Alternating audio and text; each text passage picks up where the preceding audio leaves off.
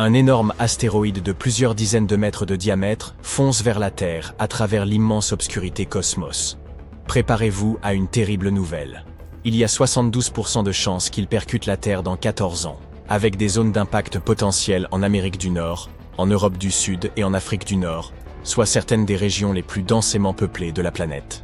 Les astronomes surveillent de près cet envahisseur de l'espace depuis quelque temps, mais il s'est maintenant trop rapproché du Soleil, et il sera impossible de le suivre au cours des 7 prochains mois.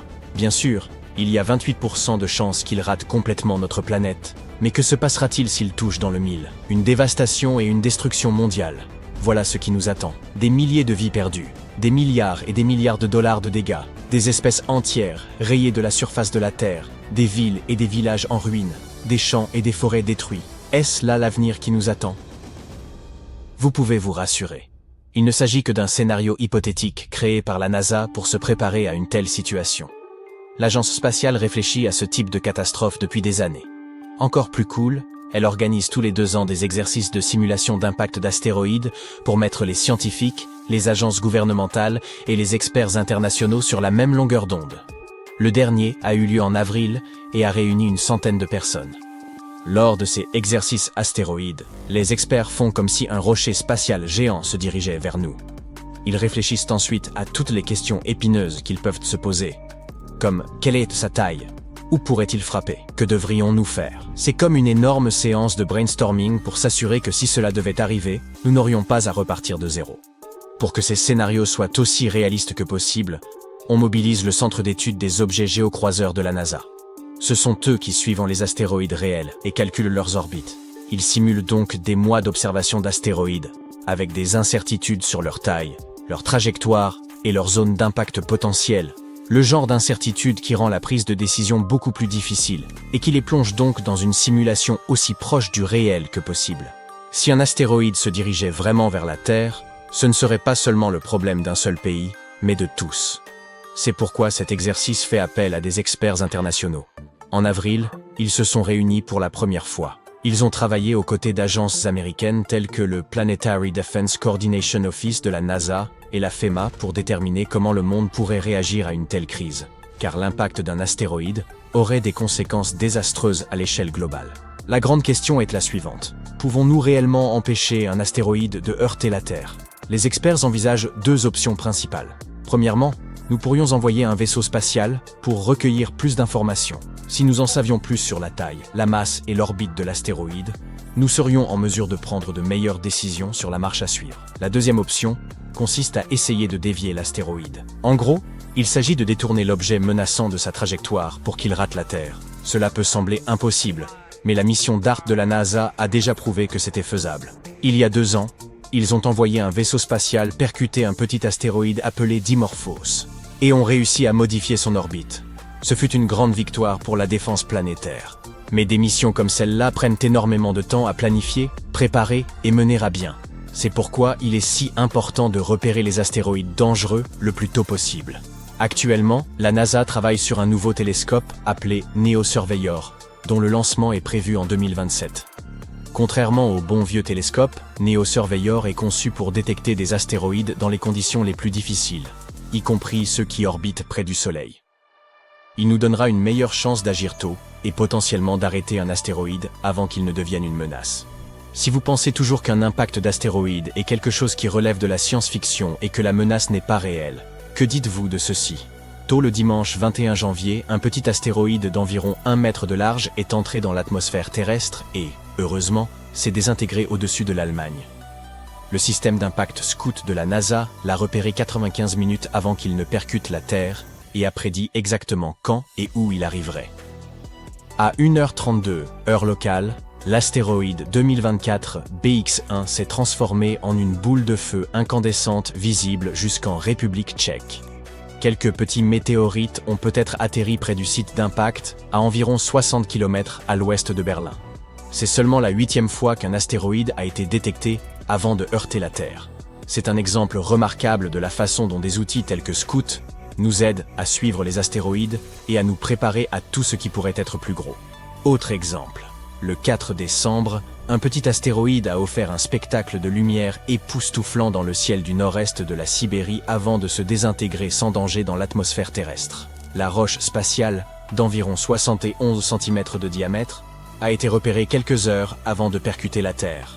Grâce aux observations d'astronomes du monde entier, un système d'alerte spécial a réussi à prédire l'impact à plus ou moins 10 secondes près. L'astéroïde est entré dans l'atmosphère terrestre à 1h15, heure locale. Les autorités ont été mises en alerte, mais aucun dommage n'a été signalé. Le système Atlas de la NASA a repéré la roche 12 heures avant qu'elle n'entre dans l'atmosphère. Il s'agit du 4e impacteur imminent, c'est-à-dire un astéroïde découvert dans les heures précédant son impact prévu, détecté cette année, et du 11e au total. Aujourd'hui, la Chine a également de grands projets en matière de défense planétaire. Elle travaille sur sa première mission visant à frapper un astéroïde, et celle-ci a un double objectif. Un vaisseau spatial s'écrasera sur l'astéroïde, et l'autre restera en arrière pour étudier la situation pendant 1 an au maximum. En d'autres termes, il ne s'agit pas seulement de protéger la Terre, mais aussi d'en apprendre davantage sur le système solaire. La cible est l'astéroïde 2015 XF261, un nom vraiment à rallonge, qui mesure également environ 30 mètres de large. Il est passé près de la Terre récemment, le 9 juillet, à 50 millions de kilomètres de nous. C'est vrai, c'est quand même assez loin. Mais ce voyageur de l'espace fonçait à une vitesse de 42 000 km/h, soit 30 fois la vitesse du son. La Chine va envoyer une sonde spatiale pour étudier l'astéroïde. Ils espèrent en savoir plus sur sa structure et sa composition, ce qui pourrait nous aider dans de futures missions de défense planétaire. Ensuite, ils prévoient de percuter l'astéroïde avec un autre vaisseau spatial pour tester l'impact, et la première sonde spatiale restera sur place pour observer les restes pendant 1 an. Le timing est essentiel pour ce type de mission. Cet astéroïde nous offre de bonnes opportunités d'études pour les années à venir. Ainsi, en mars et mai 2027, il passera à moins de 32 millions de kilomètres de la Terre. En avril 2028, il s'en rapprochera encore plus, à 21 millions de kilomètres. 1 an plus tard, en avril 2029, l'astéroïde passera à seulement 6,7 millions de kilomètres, ce qui en fera une cible de choix pour une telle mission. Une autre bonne occasion se présentera en avril 2030, lorsque l'astéroïde passera à 7 millions de kilomètres de notre planète. Pour vous donner un peu de contexte, la mission DART de la NASA visait autrefois un astéroïde situé à 11 millions de kilomètres, et le voyage a duré 10 mois. Les chefs du projet chinois doivent donc choisir le bon moment, en fonction du temps dont leur engin spatial aura besoin pour faire le chemin. La mission devrait débuter vers 2027, mais ce ne sera pas la première tentative de la Chine. En 2023, ils prévoyaient un test de défense planétaire avec un astéroïde différent, qui mesure également environ 30 mètres de large. On ne sait pas exactement pourquoi ils ont décidé de se concentrer sur un autre objet, probablement parce que le timing est plus favorable. La plupart des astéroïdes sont en fait des capsules temporelles datant de 4,6 milliards d'années, des vestiges de l'époque où le système solaire était en train de se former. Leur étude pourrait nous en apprendre beaucoup sur la formation des planètes, y compris la Terre. La Chine s'attaque donc à un projet qui combine la défense planétaire et la science spatiale pure. Elle fait assurément de grands pas dans le domaine de l'exploration cosmique. Les astéroïdes ne sont pas aussi rares sur notre planète que nous ne le pensons. Environ 17 000 d'entre eux nous rendent visite chaque année. Tu en as même probablement vu au moins un dans ta vie. Par exemple, si tu as déjà vu une étoile filante. Elle laisse derrière elle des queues brillantes alors qu'elles traversent l'atmosphère terrestre. Bien sûr, elles ne sont belles que dans le ciel. Si elles atteignaient le sol, les conséquences seraient désastreuses. Heureusement pour nous, la plupart d'entre elles explosent entre 50 et 80 km au-dessus de la surface terrestre. Leur masse est trop faible pour qu'elles puissent supporter un tel voyage jusqu'au bout. La plupart d'entre elles demeurent donc inoffensives pour autant que nous soyons concernés. Mais il ne faut pas les sous-estimer. Commençons par les plus petits, les astéroïdes de moins d'1 mètre de diamètre. Ils ont à peu près la taille d'un enfant et ils sont trop petits pour causer de réels dégâts. Le plus souvent, ils explosent dans l'atmosphère sans même atteindre les couches inférieures. Mais dans le même temps, ils projettent à chaque fois des tonnes d'énergie en se désagrégeant. Les astéroïdes de 4 à 5 mètres de diamètre, c'est la taille d'une girafe ou d'un mammouth de l'ère glaciaire. Ces météorites de plus grande taille nous parviennent moins souvent, une fois tous les ans et demi environ. Comme les précédentes, elles ne constituent heureusement pas une menace sérieuse, mais elles projettent beaucoup plus d'énergie. Ceux de 9 mètres maintenant, soit la hauteur d'un immeuble de 3 ou 4 étages. ils nous rendent visite une fois tous les 10 ans. Et là, ça commence à devenir sérieux. Ils projettent une onde qui pourrait détruire une ville entière. Je pense que tu comprends à quel point les conséquences seraient catastrophiques si un tel astéroïde touchait la Terre. 20 mètres à présent. Autrement dit, un immeuble avec de nombreux étages. Ils se plaisent à visiter la Terre une fois tous les 60 à 70 ans. Bonne nouvelle, ceux-ci explosent à 19 km au-dessus du sol. L'énergie qu'ils dégagent suffirait à raser une région entière s'ils touchaient le sol. Mauvaise nouvelle, un tel astéroïde nous a déjà rendu visite récemment, et les conséquences ont été sévères. Tout s'est passé dans une ville du nom de Tcheliabinsk. Le 15 février 2013, vers 9h20, heure locale, le gigantesque astéroïde a commencé à ralentir dans l'atmosphère terrestre, puis s'est brisé en petits morceaux à 23 km au-dessus du sol. Ces morceaux ont ensuite volé dans différentes directions. L'onde de choc a brisé toutes les vitres de la ville et endommagé de nombreux bâtiments, incluant habitations, commerces et écoles. Il a fallu du temps pour tout réparer et l'ampleur de cette destruction aura été considérable. On a ainsi déploré jusqu'à 1615 blessés, mais fort heureusement, aucune perte humaine. Tout du moins, sommes-nous en sécurité pour le moment. Le prochain astéroïde de ce type ne devrait nous atteindre que dans les années 2070-2080. Et personne n'est capable de prédire où il atterrira pour l'instant. Passons maintenant à un plus gros gibier. Un astéroïde de 90 mètres. C'est la hauteur de la Statue de la Liberté avec son piédestal. Un tel colosse ne se présente que tous les 4500 ans. Et voici le premier astéroïde de notre liste qui pourrait littéralement s'écraser sur Terre. Les dommages seraient évidemment considérables. Non seulement il serait capable de démolir une ville entière, mais il pourrait aussi incendier les zones voisines. Certaines personnes ont même été témoins de l'impact d'une telle météorite sur notre planète. La célèbre météorite de la Tunguska est la plus grande catastrophe due à un astéroïde à laquelle on n'ait jamais assisté. Tout s'est produit le 30 juin 1908 en Sibérie orientale. La météorite était éclatante, comme un second soleil, et les gens ont ressenti une vague de chaleur lorsqu'elle s'est approchée de la Terre. Elle a explosé près de la rivière. Heureusement, toute la région était entourée de taïgas et il n'y avait pas de grande ville à proximité. Mais malgré tout, la vague de chaleur a instantanément carbonisé de nombreux arbres. De graves incendies de forêt se sont déclarés. Le bruit de l'explosion a été entendu à des centaines de kilomètres à la ronde et toutes les fenêtres se sont brisées sur des dizaines de kilomètres alentour. L'orage magnétique qui a résulté de cette collision a duré 5 heures. Les conséquences ont été véritablement dantesques, mais peut-être que ce n'est pas la pire chose qui attend l'humanité. 999,42 Apophis, 370 mètres de diamètre. C'est un peu plus grand que la Tour Eiffel. Cette météorite, découverte par les scientifiques en 2013, sera notre prochain invité. Des collisions d'une telle force se produisent une fois tous les 100 000 ans environ, et celle-ci s'approche inexorablement. La force d'une telle explosion est comparable à celle de l'éruption catastrophique du volcan Krakatoa en 1883. Et cette éruption est considérée comme l'une des plus destructrices de l'histoire. Elle a provoqué un terrible tsunami. 165 communes ont été rayées de la carte et 132 autres ont été gravement endommagées. Les populations du monde entier ont pu ressentir les conséquences de cette éruption, du moins dans une certaine mesure. Un tel astéroïde laisserait un cratère de 5,6 km, et c'est ce qui nous attend dans un avenir lointain. Mais pas de panique pour l'instant. En 2070, la météorite se trouvera toujours à près de 280 millions de kilomètres de nous. Elle a encore un très long voyage devant elle. Nous sommes donc en sécurité au moins pour les 100 ans à venir, voire davantage. De plus, notre planète a déjà survécu à des cataclysmes encore plus graves. 1 km de diamètre, c'est plus haut que la plus haute tour du monde, le Burj Khalifa de Dubaï. De pareils impacts se produisent une fois tous les 500 000 ans, et nous ne savons pas exactement quand une telle collision a eu lieu pour la dernière fois. Notre planète est recouverte à 70% d'eau. Si ces météorites tombaient dans l'océan, il serait extrêmement difficile d'en retrouver les traces. Mais on peut en imaginer les conséquences. Une vague résultante aurait balayé un hémisphère tout entier. Le cratère aurait un diamètre d'environ 15 km.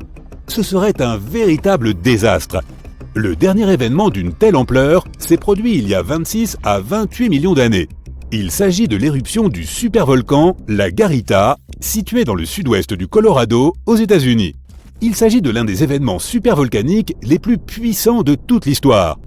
Au cours de cette monstrueuse éruption, une grande partie de l'état actuel du Colorado a été détruite. Les scientifiques ne savent toujours pas jusqu'où ces cendres se sont répandues. Mais il y a bien eu une météorite encore plus importante dans l'histoire de l'humanité. Les conséquences de cet impact ont été irréversibles pour toute une espèce animale. Je pense que tu sais de quoi je veux parler. La météorite de Chicxulub. La chose qui a fait disparaître les dinosaures de la surface de la Terre. Cela s'est produit il y a environ 66 millions d'années. De telles collisions se produisent en général tous les 500 millions d'années. Le diamètre de la météorite de Chicxulub était de 20 km. Elle était si haute que lorsqu'elle a touché le sol, son sommet atteignait encore la stratosphère. Il suffit de regarder le cratère de 200 km de diamètre laissé par cette météorite pour comprendre à quel point elle était immense. Lorsqu'elle est entrée en collision avec la Terre, des millions de tonnes d'énergie ont été libérées. C'est un cataclysme inimaginable. La météorite est tombée à un angle très prononcé, soulevant un gigantesque nuage de poussière et de composés toxiques qui s'est répandu dans le monde entier. Cette poussière ne représentait qu'une couche très fine, mais aussi une masse combinée de 50 000 milliards de tonnes. L'onde de choc a balayé toute la planète. Elle a provoqué plusieurs tremblements de terre. Les volcans ont successivement commencé à entrer en activité. Des incendies de forêt ont éclaté à travers le globe. La quantité de suie et de monoxyde de carbone libérés dans l'atmosphère est impossible à estimer. La Terre a été privée de la lumière du Soleil pendant plusieurs jours. Et l'obscurité a régné sur toute la planète. Les plantes ne produisant plus assez d'oxygène, il n'y avait rien à respirer. La température sur les continents et dans les mers a chuté en moyenne de 10 à 32 degrés. Cela semble horrible, n'est-ce pas? Et bien sûr, elle a provoqué l'une des plus grandes extinctions de l'histoire de la biosphère terrestre. Étonnamment, la Terre a pu se remettre d'un tel cataclysme. Cet événement est devenu le repère démarquant les ères mésozoïques et cénozoïques. Ceux qui se demandaient encore comment cette petite météorite a-t-elle bien pu anéantir tous les dinosaures ont sans doute maintenant compris pourquoi. La plus grande collision de l'histoire de notre planète n'a peut-être pas eu lieu avec une météorite, mais avec une planète entière. Cela se serait produit il y a plusieurs milliards d'années. Theia, du nom donné à cette hypothétique planète naine, se serait écrasée sur notre Terre, libérant une quantité incommensurable d'énergie, comparable à l'émission de millions de milliards de litres de carburant. La Terre se serait alors instantanément transformée en une gigantesque fournaise, et c'est cette collision qui aurait conduit à la création de notre Lune. Tout cela semble terrifiant, je sais. Enfin, espérons que ni toi ni moi ne verrons jamais rien de tel. Imaginez un astéroïde si riche en métaux précieux qu'il pourrait faire de chaque habitant de la Terre un milliardaire. Ce n'est pourtant pas de la science-fiction, mais bien une réalité. Il s'agit de 16 Psyché, un gigantesque corps céleste métallique en orbite entre Mars et Jupiter. Son caractère exceptionnel ne tient pas seulement dans sa valeur astronomique, estimée à 10 trillions de dollars. Cet astéroïde recèle aussi des indices essentiels sur la formation des planètes rocheuses comme la Terre. En octobre 2023, la NASA a lancé la sonde Psyché pour explorer ce trésor cosmique. Elle devrait atteindre l'astéroïde en août 2029 et les astronomes espèrent en tirer des informations précieuses. Cette mission pourrait révéler non seulement l'abondance des métaux sur Psyché, mais aussi les processus qui régissent la formation des planètes. Mais qu'est-ce qui rend Psyché si unique? Découvert en 1852 par un astronome italien, il fut le 16e astéroïde répertorié, d'où son nom. Il se démarque parmi les innombrables roches de la ceinture d'astéroïdes grâce à sa composition métallique.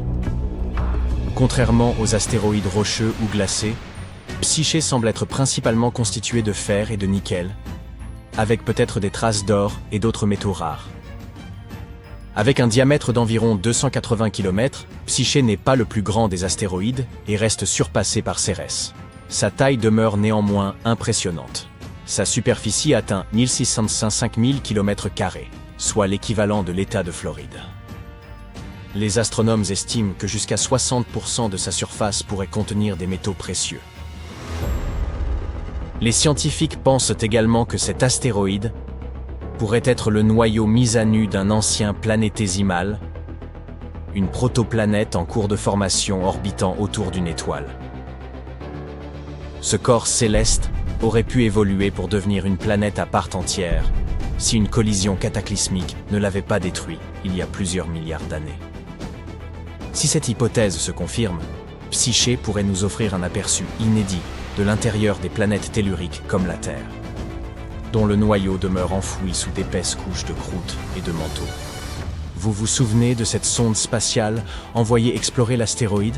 Après avoir quitté la Terre pour se lancer dans cette ambitieuse mission, Psyché parcourra la distance vertigineuse de 3,5 milliards de kilomètres avant d'atteindre son objectif. Ce long périple s'étalera sur près de 6 ans. En mai 2026, elle passera à proximité de Mars et exploitera la gravité de la planète rouge pour s'élancer encore plus profondément dans l'espace. Cette technique, appelée assistance gravitationnelle, augmentera sa vitesse et affinera sa trajectoire vers l'astéroïde. Lorsque Psyché l'atteindra en août 2029, elle entamera une phase d'observation longue de 26 mois, au cours de laquelle elle analysera sa surface, identifiera sa composition et tentera d'en retracer l'histoire. Pour mener à bien cette étude, Psyché est doté d'une panoplie d'instruments de pointe. Parmi eux, un imageur multispectral capturera des clichés haute résolution de la surface de l'astéroïde, permettant ainsi aux scientifiques d'en examiner la texture et la composition. Un spectromètre gamma et neutronique analysera sa structure chimique et déterminera notamment sa teneur en métaux. Un magnétomètre sera chargé de détecter la présence d'un éventuel champ magnétique. Une découverte qui renforcerait l'hypothèse selon laquelle Psyché serait un ancien noyau planétaire. Enfin, un système radio à supra-haute fréquence servira à mesurer le champ gravitationnel de l'astéroïde, fournissant ainsi des indices précieux sur sa structure interne et sa densité. La NASA ne dépêche pas cette sonde pour évaluer la valeur marchande de l'astéroïde en tant que ressource minière, du moins, pas encore. L'objectif principal de la mission est avant tout scientifique. Les chercheurs espèrent y répondre à des questions fondamentales sur la formation et l'évolution des planètes. Cet astéroïde pourrait ainsi nous aider à comprendre comment un matériau en fusion refroidit pour former un noyau planétaire. Une autre question est, pourquoi cet astre n'a-t-il pas réussi à devenir une planète? Son étude pourrait éclairer les raisons pour lesquelles certains corps célestes évoluent en planètes, tandis que d'autres non. Bien que la mission de la NASA soit purement exploratoire, elle a aussi éveillé un intérêt pour l'exploitation minière des astéroïdes. Avec une valeur estimée à 10 trillions de dollars, Psyché pourrait, en théorie, fournir suffisamment de matières premières pour transformer l'industrie terrestre. Une telle entreprise reste hypothétique et ne se concrétiserait pas avant plusieurs décennies, si elle se concrétise un jour. Pourtant, l'idée intrigue. Mais si ces métaux arrivèrent sur Terre, leur abondance pourrait provoquer un effondrement de la valeur des métaux précieux comme l'or, bouleversant ainsi les marchés mondiaux. En parlant de ressources précieuses, d'où viennent l'or, le platine et d'autres métaux rares présents sur Terre? Ces éléments dits sidérophiles ont une origine cosmique tout aussi fascinante que Psyché. Ils sont apparus lors de phénomènes cataclysmiques survenus il y a des milliards d'années, notamment lors de kilonovae, des collisions entre étoiles à neutrons qui projettent dans l'espace d'énormes quantités de métaux. Ces éléments ont ensuite été intégrés au nuage de gaz et de poussière qui a donné naissance à notre système solaire. Lorsque la Terre s'est formée, la majorité des métaux lourds ont migré vers son noyau riche en fer. Pourtant, certains d'entre eux n'ont pas atteint les profondeurs de la planète. De violents impacts avec des protoplanètes errantes, comme Theia, l'objet de la taille de Mars, qui aurait contribué à la formation de la Lune, ont piégé une partie de ces éléments dans le manteau terrestre.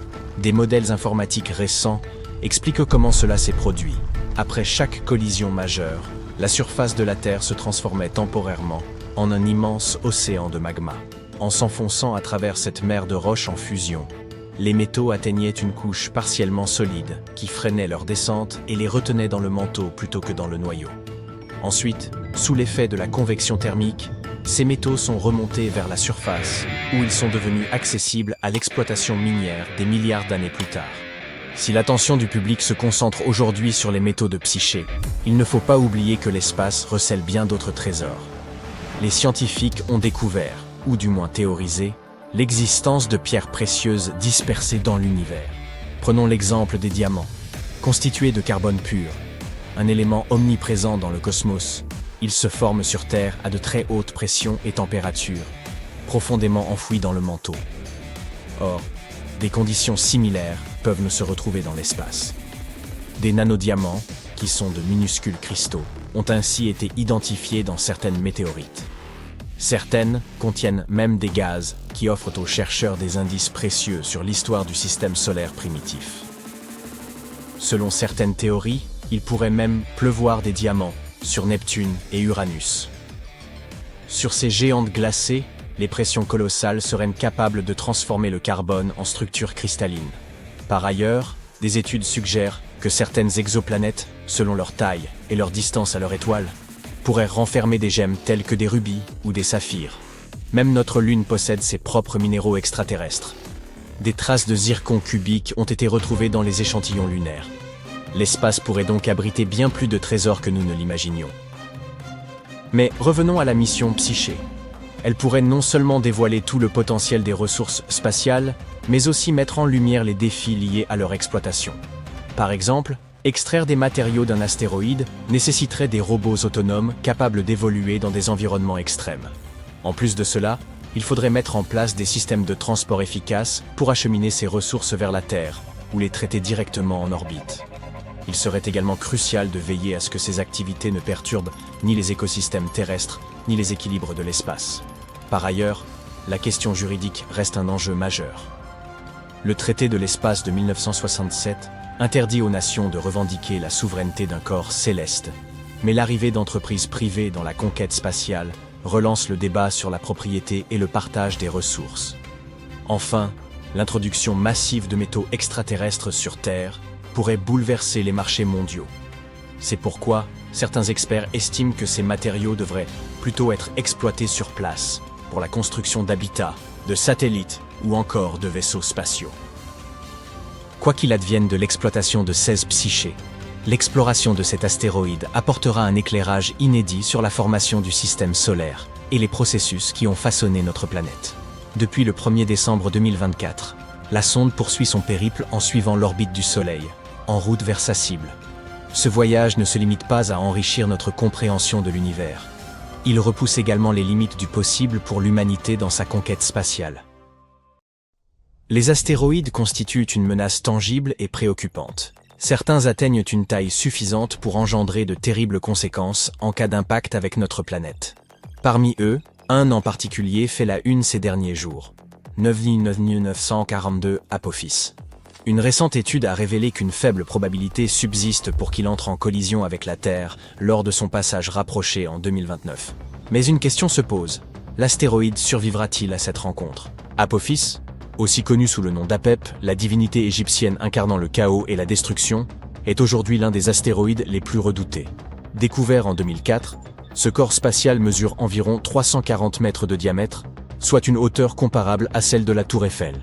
En raison de ses dimensions et de sa trajectoire prévue en 2029, les astronomes le considèrent comme un objet potentiellement dangereux, une catégorie regroupant les astéroïdes et autres corps célestes, s'approchant de la Terre et présentant une taille suffisante pour nécessiter une surveillance rigoureuse. À ce jour, les scientifiques jugent le risque d'impact extrêmement faible, inférieur à une chance sur 1 milliard. Il semble donc raisonnable d'affirmer que notre planète n'est pas en danger. L'astéroïde, en revanche, pourrait en pâtir. Lorsque Apophis frôlera la Terre en 2029, l'intense attraction gravitationnelle qu'il subira pourrait le secouer avec une telle brutalité qu'il éprouvera un phénomène comparable à un tremblement de terre, un véritable astroséisme, en quelque sorte. La force exercée par cette interaction gravitationnelle pourrait provoquer la fragmentation de certaines parties de sa surface, projetant ses débris dans l'espace. Bien que cet événement ne soit pas synonyme de désintégration totale, il est fort probable qu'Apophis perde une quantité non négligeable de matière au cours de son passage à proximité de notre planète. Une partie de ces fragments pourrait rester en orbite autour de l'astéroïde, tandis que d'autres pourraient dériver vers les confins de l'espace. À long terme, un tel bouleversement risquerait d'affecter sa rotation, modifiant son mouvement, ou induisant une inclinaison inédite. Ce phénomène suscite un vif intérêt parmi les chercheurs, car il pourrait offrir des enseignements précieux sur la manière dont les astéroïdes réagissent lorsqu'ils sont soumis à de puissantes forces gravitationnelles. Revenons maintenant à la Terre, quoique nous n'ayons jamais vraiment quitté notre planète. Il se trouve que même si cet astéroïde n'a pas les dimensions nécessaires pour provoquer une extinction massive comme celui qui a anéanti les dinosaures, il demeure suffisamment imposant pour infliger des dégâts majeurs à une métropole en cas d'impact. Il pourrait également entraîner des perturbations climatiques globales. Pour l'heure, les prévisions indiquent qu'Apophis frôlera notre planète à une distance avoisinant les 32 000 km. Cela reste extrêmement proche à l'échelle cosmique, mais suffisamment éloigné pour éviter une collision. Pour mieux situer cette distance, elle représente moins d'un dixième de l'écart séparant la Terre de la Lune. Ainsi, même si un impact semble peu probable, ce passage pourrait perturber certains satellites en orbite terrestre qui se retrouveront bien plus près d'Apophis que nous. L'élément clé à retenir est que le risque de collision ne pourra être totalement écarté avant plusieurs années. À mesure que l'astéroïde se rapproche, les astronomes suivront avec une attention accrue l'évolution de sa trajectoire, pour s'assurer qu'il ne soit pas dévié par l'effet de l'attraction gravitationnelle terrestre. En réalité, cette force pourrait même induire des transformations importantes au sein d'Apophis lui-même. Bien qu'Apophis ne menace pas directement la survie de l'humanité, un impact avec la Terre engendrerait néanmoins de graves conséquences. L'impact pourrait détruire une ville entière, et les perturbations climatiques qui en découleraient pourraient compromettre l'agriculture sur plusieurs années. Il ne s'agirait certes pas d'un cataclysme d'ampleur planétaire, mais ses répercussions seraient loin d'être négligeables. Apophis n'est d'ailleurs pas l'unique menace d'origine céleste à surveiller. Les scientifiques scrutent en permanence le ciel à la recherche d'autres astéroïdes susceptibles de représenter un danger. Et, grâce aux avancées technologiques récentes, les astronomes sont en mesure de détecter et de suivre ces objets depuis des distances considérables. Une approche innovante consiste à observer les pluies de météores. Celles-ci sont en réalité générées par des comètes à longue période, qui tournent autour du Soleil depuis des siècles, voire des millénaires. En passant à proximité de notre étoile, elles laissent dans leur sillage des particules de poussière et des fragments rocheux qui, lorsqu'ils croisent l'orbite terrestre, donnent naissance à ces pluies fulgurantes. Les scientifiques examinent divers paramètres liés à ces phénomènes, notamment leur vitesse, leur direction et leur provenance. Ces analyses permettent d'identifier l'astéroïde ou la comète d'origine, et surtout d'anticiper la trajectoire de certains objets célestes dangereux bien avant qu'ils ne menacent notre planète. Le projet Legacy Survey of Space and Time, qui sera conduit depuis l'observatoire Vera Rubin au Chili, promet de renforcer ses capacités de détection. Les astronomes prévoient décemment d'élaborer une cartographie précise du ciel, en mettant en évidence les zones où ces pluies de météores sont les plus susceptibles de se produire. Grâce à ces avancées, il sera possible de déterminer quels astéroïdes pourraient constituer un danger pour la Terre à long terme, offrant ainsi un délai suffisant pour concevoir des stratégies d'intervention. Pourtant, même à l'heure actuelle, plusieurs de ces corps célestes représentent une menace sérieuse. Examinons quelques-uns d'entre eux. Prenons l'exemple de l'astéroïde Bennu, découvert par les astronomes en 1999.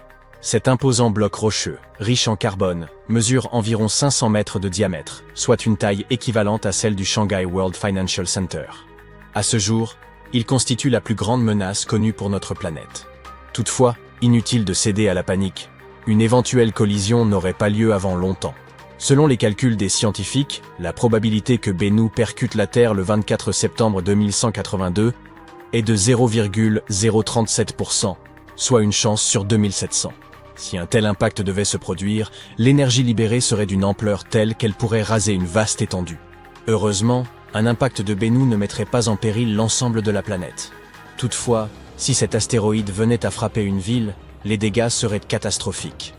Récemment, la sonde OSIRIS-REx de la NASA a prélevé des échantillons à sa surface, permettant aux scientifiques d'en apprendre davantage sur sa composition et son comportement. Un autre astéroïde mérite également notre attention. Découvert en 1950, il n'a été observé à nouveau qu'en l'an 2000. Les calculs actuels indiquent une probabilité extrêmement faible, une chance sur 34 500, qu'il percute la Terre le 16 mars 2880. Dans plus de 800 ans, autant dire que je ne m'en fais pas personnellement. En cas d'impact, l'énergie dégagée serait colossale, capable de provoquer une catastrophe d'ampleur planétaire, avec un risque potentiel d'extinction de l'humanité. Un autre astéroïde, repéré bien plus récemment, retient également l'attention des chercheurs. Il a été découvert en octobre 2023 et présente une probabilité infime, une chance sur 181 000, de heurter la Terre le 10 octobre 2119. Impressionnant, ils ont calculé ça au jour près. Si une collision devait avoir lieu, l'énergie libérée serait suffisante pour causer des ravages sur de vastes zones. Malgré la faiblesse de ce risque, il demeure un objet à surveiller. Voici maintenant un astéroïde qui est qualifié de perdu, car il n'a pas été revu depuis 2007, ce qui n'est guère étonnant tant sa trajectoire est incertaine. D'après la NASA, il existerait une possibilité infime, environ 1 sur 10 millions, qu'il frappe la Terre le 3 mars 2030. Si un tel événement se produisait, l'impact provoquerait des dégâts considérables à l'échelle régionale. Enfin, un dernier vagabond de l'espace mérite d'être mentionné. Son observation remonte à 1979, et les scientifiques estiment qu'il y a une probabilité infime, 1 sur 1,8 million, qu'il percute notre planète le 14 décembre 2113. À noter dans vos agendas, si l'impact devait survenir, les dégâts seraient importants, mais l'humanité devrait y survivre. Bien que la probabilité d'une collision avec un astéroïde demeure faible, les conséquences d'un tel événement pourraient être désastreuses. C'est pourquoi les chercheurs redoublent d'efforts pour surveiller ces objets et anticiper leur trajectoire. Grâce aux progrès technologiques, nous sommes désormais en mesure de repérer plus tôt les objets menaçants et d'en suivre l'évolution avec plus de précision, ce qui nous laisse une marge de manœuvre pour élaborer des stratégies de protection. Si un astéroïde comme Apophis frappait la Terre, nous serions détruits. D'immenses séismes secoueraient la Terre et des tsunamis inonderaient tout. Apophis, un corps céleste vieux de plusieurs milliards d'années, est présent dans le système solaire depuis sa création. Vous vous demandez sans doute quelle est la probabilité que ce gigantesque caillou entre en collision avec notre planète en 2029 ? Eh bien, nous allons voir ça, d'accord ? Apophis est un énorme astéroïde découvert en 2004 par l'Observatoire national de Kitt Peak en Arizona. Depuis, on dit de lui qu'il est l'un des astéroïdes les plus dangereux jamais localisés. Il fait environ 330 mètres de large. C'est un peu plus grand que l'Empire State Building ou la Tour Eiffel. C'est parce qu'il fait si peur qu'on l'a baptisé Apophis, du nom de la créature immortelle égyptienne qui apportait l'obscurité éternelle et la destruction. En 2021, les chercheurs ont eu l'occasion exceptionnelle d'étudier ce rocher flottant lorsqu'il est passé près de notre planète. Nous y reviendrons dans une minute. Certains scientifiques disent qu'il y a 2,7% de chances qu'Apophis frappe la Terre le vendredi 13 avril 2029. Ce serait l'effet Yarkovsky qui serait en cause, car il pousserait ce gros rocher spatial vers la Terre.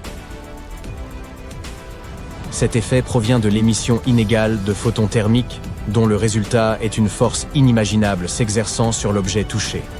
Ces photons exercent une poussée immense et jouent un rôle essentiel dans la dynamique du corps en question. L'astéroïde possède 2 faces, une sombre et une claire, tout comme la Lune. La face claire est tournée vers le Soleil et est plus chaude que la face sombre. Mais l'objet tourne lui-même, de sorte que ses faces changent constamment de direction et de température. Ces changements n'ont rien de bon, car ils poussent légèrement Apophis vers la Terre. Malheureusement, personne ne sait comment l'effet Yarkovsky influencera la trajectoire de l'astéroïde. D'autre part, lors du dernier passage de l'astéroïde près de la Terre en 2021, les astronomes ont utilisé des radars pour prendre des mesures précises de sa trajectoire, et ils ont pu conclure qu'Apophis passera à environ 3002 000 km de la Terre en 2029, et ne nous dérangera plus pendant au moins 100 ans.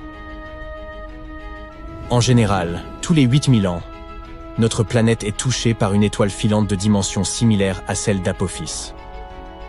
La dernière fois que nous avons été frappés par un météore légèrement plus petit, c'était en 2013.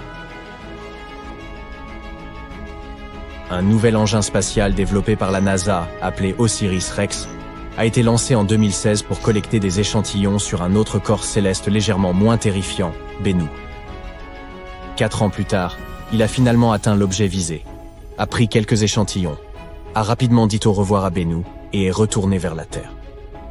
Les échantillons ont été stockés en toute sécurité dans une capsule déposée dans l'Utah. Jusqu'à présent, il s'agit de l'échantillon le plus significatif jamais prélevé sur un astéroïde. Après sa livraison, le vaisseau n'a pas perdu de temps et s'est lancé à la poursuite d'Apophis. Pour cette mission, Osiris Rex a été renommé Osiris Apex, et il joue actuellement à chatte avec Apophis. Avec un peu de chance, le 2 avril 2029, lorsque l'astéroïde passera près de la Terre, la sonde spatiale atteindra Apophis pour s'y poser. Elle restera dessus pendant 18 mois, collectant des informations précieuses et prenant des milliers de photos. L'astéroïde sera surveillé à l'aide de puissants télescopes. À un certain moment, Apophis sera trop près du Soleil, et c'est alors Osiris Apex qui s'occupera de le surveiller. Si vous vivez en Europe, en Asie de l'Ouest ou en Afrique, vous faites partie des chanceux qui auront l'opportunité unique dans une vie de voir Apophis à l'œil nu. Il sera visible dans le ciel de ces régions en 2029, et ceux qui ont des télescopes pourront à nouveau l'apercevoir en 2036.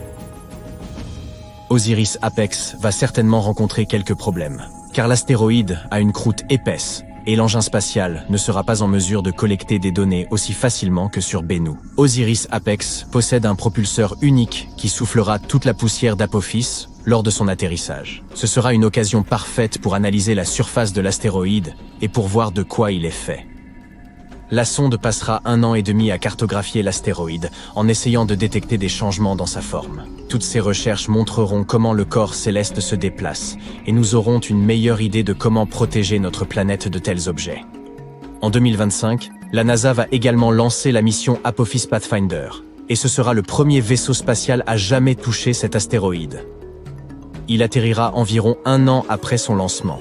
De plus, la NASA a proposé d'envoyer un essaim de petits engins pour permettre à l'humanité de développer des tactiques de protection efficaces contre les impacts d'astéroïdes.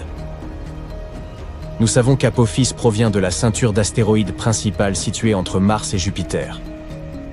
Au cours du dernier million d'années, ce corps céleste a changé de trajectoire en raison de l'influence considérable de la gravité de Jupiter. Maintenant, il semble favoriser davantage le Soleil, ce qui veut dire que cet astéroïde est très proche de la Terre. C'est pourquoi il est classé parmi les corps célestes voisins de notre planète. De nombreux tests ont été effectués pour trouver un moyen de s'occuper de ces astéroïdes. Parmi les solutions, il y a le forage et la détonation du corps spatial de l'intérieur, mais on teste aussi de nouvelles technologies, comme attacher des fusées afin de rediriger l'objet nuisible loin de la Terre.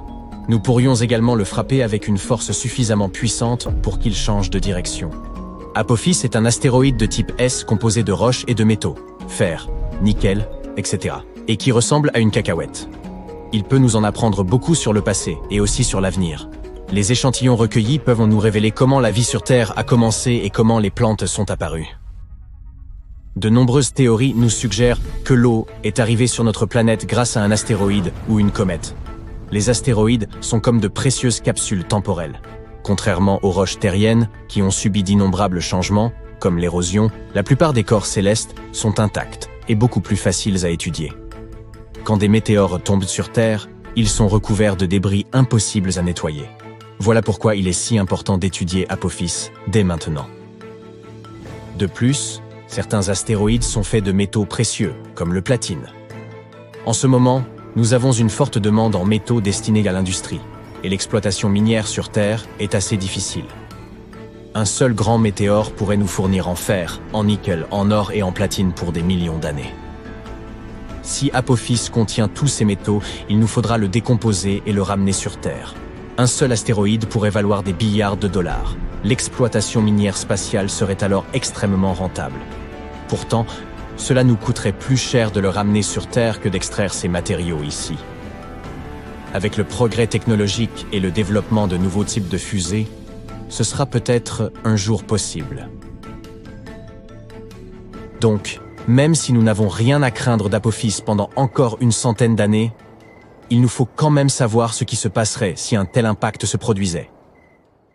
Allez, avouez-le, vous voulez savoir. Eh bien, laissez-moi vous dire que vous entendriez un énorme bruit et que vous sauriez qu'une catastrophe est arrivée même à des kilomètres de distance. Il vous faudrait partir de chez vous immédiatement. Peu après l'impact, de violents séismes se produiraient et les immeubles tomberaient comme d'eux-mêmes. Se tenir à l'écart des villes serait probablement la meilleure chose à faire. Mais il ne faudrait pas fuir en voiture. Il y aurait d'énormes embouteillages et tout le monde paniquerait. Vous déplacer à pied ou à vélo serait votre meilleure option dans ce scénario. Un moyen de transport privilégié serait l'avion. Du coup, si vous avez toujours rêvé d'obtenir votre brevet de pilote, vous avez maintenant une bonne excuse. Il vous faudrait aussi prendre de quoi manger et de quoi boire, et une paire de chaussettes en plus. Vivre près de l'océan ou de la mer est agréable, mais dans ce scénario, il n'y aurait pas pire endroit. D'énormes vagues frapperaient en effet les côtes après l'impact. Loin de la zone d'impact, les tsunamis pourraient en prendre jusqu'à 30 heures pour arriver. Ça vous laisserait un peu de temps pour vous préparer. Des centaines de millions de rochers gravitent autour du Soleil dans la ceinture d'astéroïdes située entre Mars et Jupiter. Mais seuls certains d'entre eux s'approchent relativement près de la Terre. La NASA classe les astéroïdes en orbite à moins de 48 millions de kilomètres de notre planète, dans la catégorie des objets géocroiseurs. Dans ce groupe, certains objets sont particulièrement inquiétants. Ils sont si gros et orbitent si près de notre planète qu'ils pourraient constituer une véritable menace pour le monde en cas de collision directe. À l'heure actuelle, la NASA surveille de près un astéroïde nommé Bennu. Il s'agit d'un objet spatial de taille relativement importante qui pourrait heurter notre planète dans 159 ans. Selon les experts, l'astéroïde, qui a été repéré pour la première fois en 1999, risque fort de dériver dans l'orbite de notre planète. Si cela se produit, il pourrait entrer en collision avec la Terre le 24 septembre 2182. On pense que l'astéroïde Bennu est plus grand que l'Empire State Building. S'il venait frapper notre planète, la collision libérerait 1200 mégatonnes d'énergie. C'est une énorme quantité d'énergie, rien de ce qui est construit sur Terre ne peut en produire autant. Les scientifiques de la NASA pensent qu'au cours de son survol du 22e siècle, l'astéroïde pourrait passer à travers un trou de serrure gravitationnelle. Cette zone placerait notre voyageur de l'espace sur une certaine trajectoire, ce qui pourrait le conduire à s'écraser sur la Terre. Bennu s'approche de notre planète tous les 6 ans. Il a frôlé la Terre à 3 reprises, en 1999, en 2005 et en 2011. Aujourd'hui, les scientifiques estiment à 1 sur 2700 la probabilité que l'astéroïde heurte notre planète d'ici 2182. Une personne a 5 fois moins de chances d'être touchée par la foudre. Même si les risques de collision entre Bennu et la Terre sont pour l'instant assez faibles, ce caillou spatial a tout de même été classé dans la catégorie des astéroïdes potentiellement dangereux. Tout cela parce qu'il pourrait s'approcher à 7,5 millions de kilomètres de la Terre. C'est la raison pour laquelle il est également classé comme objet géocroiseur. Bennu est un astéroïde riche en carbone qui s'est formé au cours des 10 premiers millions d'années de l'histoire du système solaire. C'est-à-dire il y a environ 4 ou 5 milliards d'années. Il n'est donc pas étonnant que ce corps spatial recèle de précieux indices sur l'origine et le développement des planètes rocheuses de notre système solaire, à savoir Mercure, Vénus, la Terre et Mars. Mieux encore, il pourrait contenir des molécules organiques similaires à celles qui sont indispensables à l'apparition de la vie. En 2020, la sonde OSIRIS-REx de la NASA a réussi à toucher brièvement la surface de l'astéroïde. Elle en a recueilli quelques échantillons et s'est ensuite éloignée. Pour la NASA, ce fut la première mission de ce type. Mais vous ne serez probablement pas surpris d'apprendre que Bennu n'est pas le seul astéroïde dont nous devrions nous préoccuper. L'astéroïde 92942 Apophis est un autre corps spatial dont nous devons nous méfier. Il s'agit d'un objet géocroiseur d'environ 335 mètres de diamètre. Il a été découvert en 2004 et a d'abord été considéré comme l'un des astéroïdes les plus dangereux jamais détectés. Apophis a très vite gagné en notoriété, on pensait qu'il représentait une menace sérieuse pour la Terre. Les experts ont prédit qu'il s'approcherait dangereusement de notre planète en 2029. Heureusement, après un examen plus approfondi d'Apophis et de son orbite, les astronomes ont conclu qu'il n'y avait aucun risque que l'astéroïde entre en collision avec notre planète avant au moins un siècle. Le risque d'impact de 2029 a été totalement écarté, de même que l'impact potentiel qui pourrait être provoqué par le rapprochement de l'astéroïde en 2036. Il est intéressant de noter que jusqu'en mars 2021, il y avait encore un petit risque de collision en 2068. Mais Apophis a ensuite survolé la Terre. Et les astronomes en ont profité pour utiliser de puissants radars afin d'estimer plus précisément l'orbite de l'astéroïde autour du Soleil. Cela leur a permis d'écarter tout risque d'impact pour les 100 prochaines années au moins. La raison pour laquelle de telles découvertes nous inquiètent tant est que même un astéroïde relativement petit, de la taille d'une maison, pourrait faire des ravages en entrant en collision avec notre planète. Alors, quand un astéroïde mesure plus d'1 kilomètre de diamètre, on parle d'un destructeur de planètes. L'énergie dégagée par l'impact d'un tel astéroïde serait dévastatrice. C'est pourquoi il est essentiel de savoir où se trouvent ces astéroïdes et dans quelle direction ils se déplacent. Le problème est que notre capacité à protéger la planète des impacts d'astéroïdes n'est pas encore optimale. Si une telle catastrophe était sur le point de se produire, nous aurions besoin de beaucoup de temps pour nous préparer. Une collision avec un astéroïde était quelque chose de sérieux. Le cratère de Chicxulub est probablement le site d'impact d'astéroïdes le plus célèbre. Il témoigne de la terrifiante collision qui a entraîné l'extinction des dinosaures. Curieusement, ce cratère n'est pas très visible, mais d'autres le sont. Par exemple, le cratère Barringer en Arizona, qu'on appelle aussi le Meteor Crater. Quand on pense à la collision qui l'a fait naître, on a froid dans le dos. Quoi qu'il en soit, nous savons désormais que des rochers spatiaux ont non seulement frappé la Terre, mais aussi la Lune, Mercure et Mars.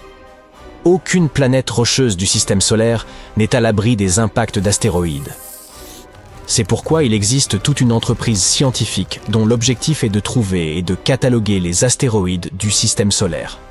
Cela peut sembler un peu effrayant, mais il y a environ 25 000 astéroïdes de plus de 140 mètres de diamètre près de l'orbite de notre planète. Un tel astéroïde est suffisamment gros pour rayer une ville entière de la surface de la Terre. Jusqu'à présent, moins de 50% de ces astéroïdes ont été détectés.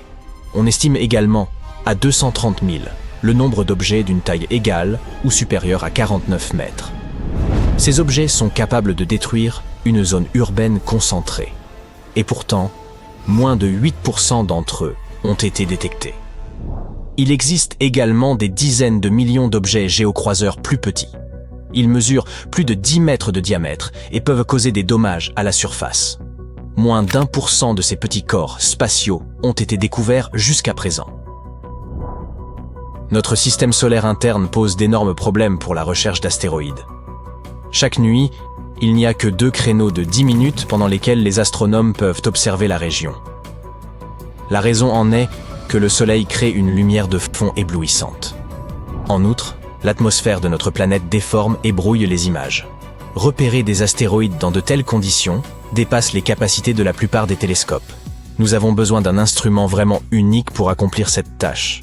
L'outil de prédilection est la Dark Energy Camera de l'Observatoire interaméricain de Cerro Tololo au Chili. Cet appareil n'a pas été conçu pour chercher des astéroïdes. Les chercheurs l'ont construit pour détecter quelque chose de plus insaisissable encore. L'énergie noire, la force mystérieuse qui régit l'expansion de l'univers. La DECAM est censée observer des centaines de millions de galaxies.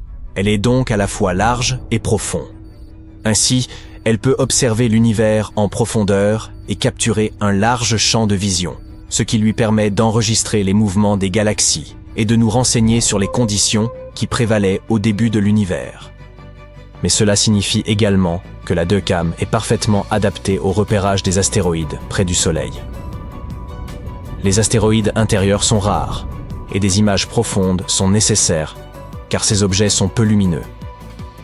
Les scientifiques doivent pouvoir lutter à la fois contre la luminosité du ciel crépusculaire près de notre étoile et contre l'effet déformant de l'atmosphère terrestre. Et la DECAM peut les aider dans cette tâche. La Dark Energy Camera a été construite pour étudier l'énergie noire, une mission qui s'est achevée en 2019. Aujourd'hui, les astronomes peuvent utiliser la puissance de cet appareil pour d'autres missions. Ils affirment que le relevé effectué par la DECAM est le plus précis jamais réalisé en ce qui concerne les objets situés à proximité des orbites de Vénus et de notre planète. Grâce à elle, nous pourrons savoir quel type d'objets se déplacent à l'intérieur de notre système solaire.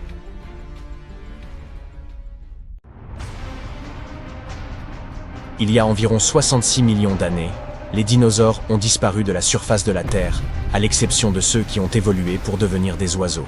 En un instant, la planète est passée de l'ère des dinosaures à celle des mammifères. Les scientifiques désignent ces périodes par des termes spécifiques, le Crétacé et le Paléogène.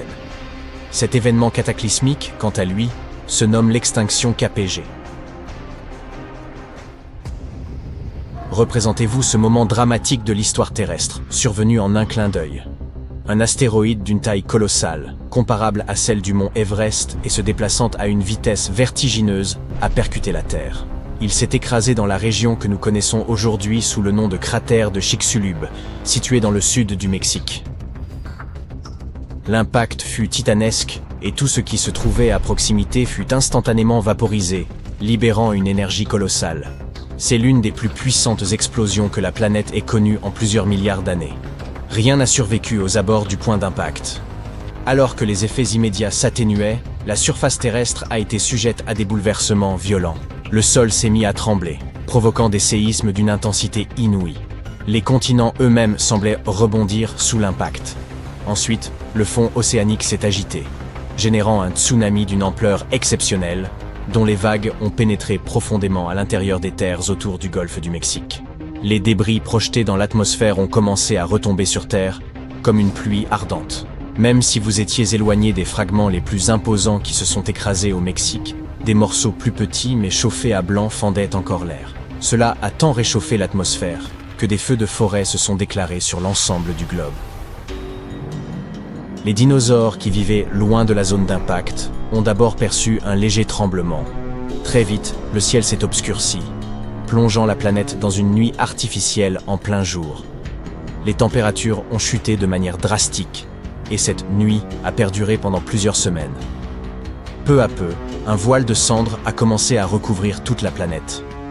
Des substances nocives, comme le dioxyde de carbone et des particules du fond océanique, se sont dispersées dans l'atmosphère, perturbant une fois de plus la température, avec des variations extrêmes de chaleur et de froid. La nature en a souffert. Les incendies de forêt, l'absence de lumière solaire et les gaz toxiques dans l'atmosphère ont causé d'immenses difficultés aux dinosaures herbivores qui ont commencé à disparaître. Les carnivores en ont profité pour festoyer, mais cela n'a pas duré longtemps. Rapidement, l'ensemble de la chaîne alimentaire s'est effondré. C'est à ce moment que, selon les estimations, entre 50 et 80% des espèces de dinosaures ont disparu définitivement. Ce qui est encore plus poignant, c'est que ce chiffre ne reflète que la diversité des espèces. Si l'on considère le nombre d'individus ayant péri, le bilan est encore plus lourd. Fait intéressant. Si l'astéroïde avait frappé la Terre 30 secondes plus tôt ou plus tard, il aurait atterri dans l'Atlantique ou le Pacifique plutôt qu'au large des côtes mexicaines. Dans ce scénario, il est possible que certaines espèces de dinosaures non aviens aient pu survivre jusqu'à nos jours. Or, l'impact s'est produit avec une force équivalente à 10 milliards de fois celle de la bombe d'Hiroshima. Les principaux survivants furent nos ancêtres mammifères, de petites créatures semblables à des musaraignes, dotées de systèmes énergétiques très rapides, de régimes alimentaires adaptables et de talents pour se dissimuler. Ces premiers mammifères ont principalement réussi à survivre grâce à leur taille infime et nécessitaient très peu de ressources alimentaires. Nous avons une chance inouïe que ces mammifères aient survécu à ce chaos. Ils ne comprenaient probablement pas ce qui se passait autour d'eux, mais ils ont dû percevoir l'odeur nauséabonde, les cadavres gigantesques, les pluies acides et les éruptions volcaniques. Sachant désormais à quel point cet événement fut dévastateur, posons-nous la question. Pourrions-nous, en tant qu'humains modernes, survivre à une catastrophe de cette envergure? La réponse est complexe. Des recherches sur un autre impact d'astéroïdes, survenu il y a environ 790 000 ans, suggèrent que cela serait possible, bien que ce ne soit guère aisé. Lors de cet événement, un astéroïde massif a de nouveau percuté la Terre. À l'instar de celui de Chicxulub, il a projeté des débris dans l'atmosphère, recouvrant environ 1/10 de la surface terrestre. Les scientifiques ont découvert des fragments de cet impact, notamment des roches vitrifiées appelées tectites. En les analysant, ils ont mis au jour un minerai rare, la rhédite, qui ne se forme que sous des pressions et des températures extrêmes. Après avoir étudié ces indices, les chercheurs ont émis l'hypothèse que l'impact s'était produit en Asie du Sud-Est, probablement près de la Thaïlande. Curieusement, le cratère exact reste introuvable. Néanmoins, ce qui importe, c'est que la collision ait bel et bien eu lieu, et que nos ancêtres aient vécu durant cette époque tumultueuse. Il est certain que cet événement n'est pas passé inaperçu, même s'ils n'ont peut-être pas complètement saisi l'ampleur de la situation. Les débris de cette collision auraient entraîné d'importants bouleversements climatiques, et il est difficile d'évaluer comment cela a influencé l'évolution humaine. Ce que nous savons, c'est que nous avons réussi à traverser cette épreuve. Actuellement, environ 1200 astéroïdes sont recensés sur une liste de menaces potentielles. Heureusement, nous ne sommes pas en danger immédiat, car ces astéroïdes ont un diamètre inférieur à 1 km. La probabilité qu'un astéroïde de grande taille, similaire à celui de Chicxulub, qui mesurait entre 5 et 15 km de diamètre, frappe la Terre, est extrêmement faible. De tels événements cataclysmiques se produisent environ une fois tous les 100 à 200 millions d'années. De plus, la majorité des astéroïdes se situent entre Mars et Jupiter et ne présentent aucun risque pour notre planète. Toutefois, il existe des milliers de petits astéroïdes qui pourraient potentiellement entrer en collision avec nous. La plupart d'entre eux sont si petits qu'ils se consument dans l'atmosphère sans causer de dommages. Certains, plus gros, pourraient endommager des bâtiments ou des villes, mais ne représenteraient pas une menace pour la vie dans son ensemble. Mais que se passerait-il si une comète ou un astéroïde majeur percutait la Terre aujourd'hui ? Un tel impact pourrait tout d'abord modifier l'orbite terrestre. L'énergie initiale libérée provoquerait une onde de choc brûlante atteignant les 300 degrés Celsius. Un incendie d'une telle ampleur embraserait de vastes régions de la surface terrestre et pourrait engendrer des conséquences à long terme sur le climat hivernal. La fumée des méga-incendies, ainsi que la poussière et la vapeur d'eau, formeraient une épaisse couche de nuages dans la haute atmosphère. Comme lors de l'extinction des dinosaures, cette couverture réduirait la lumière du soleil, entraînant une chute des températures pendant des décennies. La majorité de la végétation périrait en quelques semaines. Les arbres de grande taille pourraient survivre durant de nombreuses années grâce à leurs réserves de sucre et à un métabolisme ralenti. En dehors de cela, la vie serait essentiellement réduite aux microbes et aux créatures les plus petites. Pour faire face à ce genre de situation, 3 stratégies sont envisageables pour l'humanité. La plus efficace consiste à empêcher l'impact de se produire en premier lieu. Les scientifiques travaillent déjà à identifier les astéroïdes susceptibles de croiser la trajectoire de la Terre et débattent des moyens de s'en défendre. Une des options consiste à utiliser nos armes les plus puissantes pour fragmenter l'astéroïde en petits morceaux. Ces fragments pourraient manquer la Terre ou se désintégrer en entrant dans notre atmosphère, ce qui serait efficace pour des astéroïdes d'environ 1 km de diamètre. Cependant, cette méthode ne fonctionnerait pas pour des astéroïdes aussi massifs que celui de Chicxulub. La quantité d'énergie requise pour les détruire dépasse largement notre arsenal actuel. Mais si l'astéroïde est repéré suffisamment tôt, une série d'explosions pourrait peut-être modifier sa trajectoire et éviter la catastrophe. Selon les chercheurs, les astéroïdes de plus de 40 km de diamètre seraient presque impossibles à stopper avec notre technologie contemporaine. Heureusement, la probabilité qu'un tel astéroïde frappe la Terre est extrêmement faible. Si nous ne pouvons pas empêcher l'impact, la deuxième stratégie consisterait à se réfugier sous terre en construisant de vastes bunkers. De nombreuses espèces fouisseuses ou vivant en profondeur dans les océans ont survécu à l'extinction de masse il y a 66 millions d'années. Ces habitats souterrains pourraient ainsi nous protéger des effets directs de l'impact, comme les explosions et les incendies, ainsi que de l'hiver provoqué. Nous pourrions exploiter la chaleur naturelle de la Terre et vivre dans des dômes protecteurs, construits dans les régions continentales stables ou en profondeur sous les océans. Ces abris devraient être équipés de provisions essentielles telles que nourriture, médicaments, carburant et eau, et peut-être même de banques de gènes pour préserver la biodiversité. La troisième stratégie, bien moins recommandable, serait de faire comme dans le film Don't Look Up. Ignorer le problème jusqu'à ce qu'il soit trop tard. Une véritable solution nécessiterait la coopération des gouvernements et des institutions de nombreux pays pour concevoir, construire et lancer des dispositifs dans l'espace afin de prévenir l'impact. Réussir à obtenir une telle coopération relèverait déjà de l'exploit en soi. Quoi qu'il en soit, la NASA prend très au sérieux la menace que représentent les astéroïdes. Elle dispose d'un plan complet incluant la détection précoce, l'évaluation, les stratégies de déviation, la collaboration internationale, la communication publique, et des plans de secours pour protéger la Terre de ces dangers cosmiques. On peut donc espérer que, si un tel événement se produit, la logique et la préparation prévaudront. Les astéroïdes qui volent autour de nous ressemblent parfois à une féroce partie de balle aux prisonniers où l'on ne sait jamais quand l'un d'entre eux peut foncer dans notre direction. Alors on ne peut qu'observer la situation et à espérer que tout ira pour le mieux.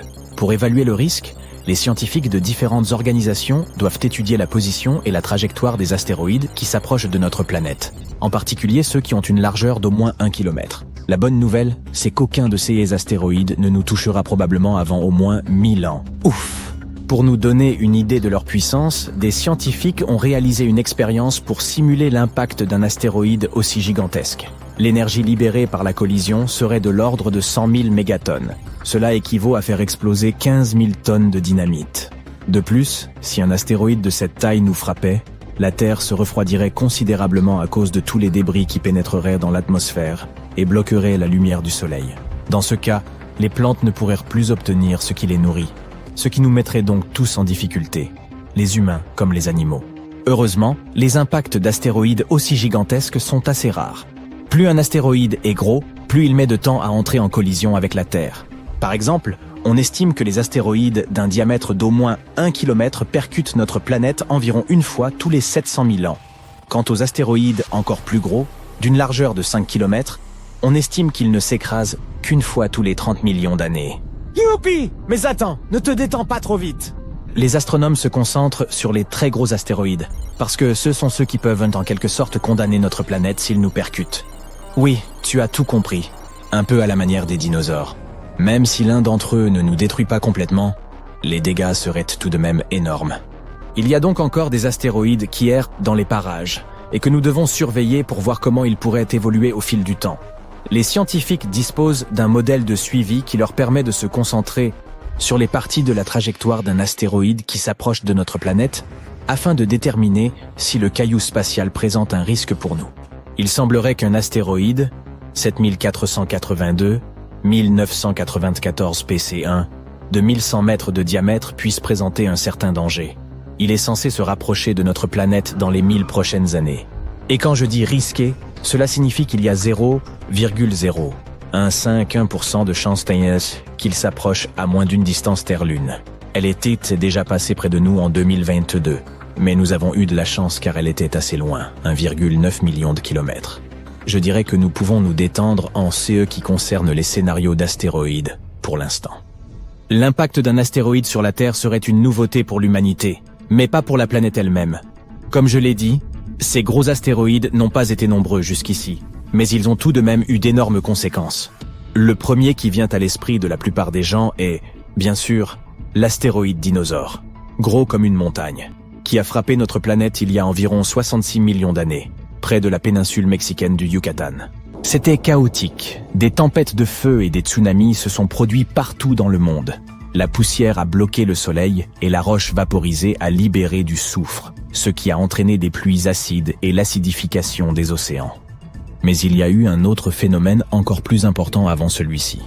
Il y a environ 2 milliards d'années, un gigantesque astéroïde s'est écrasé sur notre planète et a laissé un énorme cratère en Afrique du Sud. Celui que nous connaissons aujourd'hui sous le nom de cratère de Vredefort. Il semblerait que cet astéroïde ait été encore plus gros que ceux que nous pensions au départ, puisqu'il était 2 fois plus imposant que la roche spatiale qui a fait disparaître les dinosaures.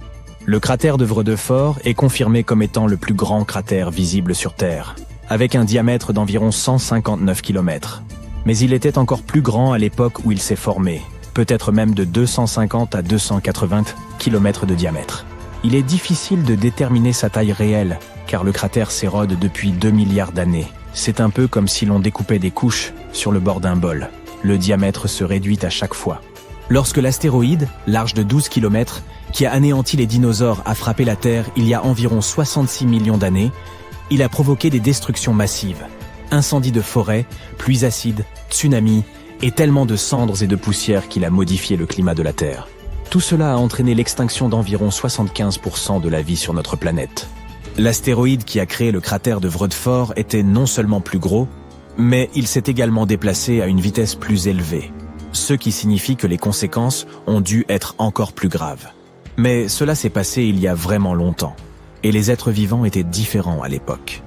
Il s'agissait peut-être de simples bactéries qui n'ont même pas remarqué qu'il se passait quelque chose d'inhabituel. La Terre n'est pas la seule à être touchée.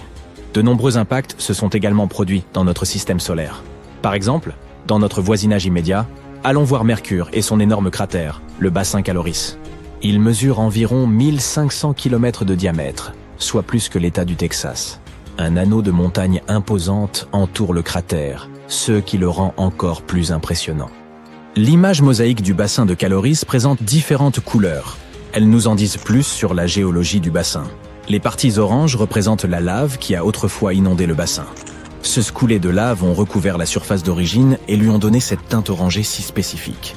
Après que la lave a inondé le bassin de Mercure, des cratères plus petits se sont formés au-dessus de la surface de la lave. Ces cratères ont creusé le sol et découvert les matériaux cachés sous la lave. Certains de ces matériaux sont de couleur bleue. Ce matériau bleu pourrait être un indice de ce à quoi ressemblait le sol original du bassin avant que la lave ne le recouvre. Vénus, la planète la plus chaude de notre système solaire, possède une atmosphère épaisse qui s'accompagne d'un système de défense efficace contre les roches spatiales. Elle est si dense qu'elle brûle la plupart des météores avant même qu'ils n'atteignent sa surface. Par conséquent, les cratères visibles sur Vénus sont moins nombreux que sur les autres planètes rocheuses du système solaire. Mais Vénus présente encore quelques cicatrices qui peuvent nous renseigner sur les graves impacts qui s'y sont produits. L'une des plus grandes cicatrices que nous connaissons est le cratère Meade. Il est énorme, avec un diamètre d'environ 273 km. Le fond intérieur de ce cratère est relativement plat et plus brillant que les alentours. Il est possible que le cratère ait été rempli d'un mélange de roches fondues après l'impact, voire de lave provenant de l'activité volcanique de Vénus. Tu veux avoir une idée de ce à quoi pourrait ressembler la Terre sans sa couche protectrice appelée atmosphère? Il suffit de jeter un coup d'œil à la Lune, dont la surface est parsemée de cratères d'impact. Ce Tycho est l'un des cratères que l'on remarque facilement sur la Lune. Lorsque tu regardes la pleine Lune, tu peux le repérer comme un cercle distinct, avec des rayons lumineux qui irradient vers l'extérieur, légèrement décentré sur le côté inférieur gauche de la Lune. Ce cratère, d'une largeur de 85 km, possède un magnifique pic central surmonté d'un bloc rocheux intrigant. La taille de ce bloc est impressionnante. Il remplirait environ la moitié d'un pâté de maison sur Terre. Lorsque l'on parle de cratère, il ne faut surtout pas oublier Mars. L'atmosphère de la planète rouge est beaucoup plus fine que celle de la Terre. Lorsque les vaisseaux spatiaux s'approchent de Mars, ils comptent sur l'atmosphère de la planète pour les ralentir lorsqu'ils y pénètrent. Et en effet, l'atmosphère contribue à ralentir les vaisseaux spatiaux lors de l'atterrissage. Mais elle n'est pas encore assez épaisse pour protéger complètement Mars de toutes les roches spatiales qui arrivent en permanence. De juillet à septembre 2018, une tache sombre est apparue sur le pôle sud de Mars. Elle se compose de deux motifs distincts. Selon une théorie, le plus grand motif de souffle, de couleur plus claire, peut être le résultat d'une onde de choc d'impact décapant la surface de glace.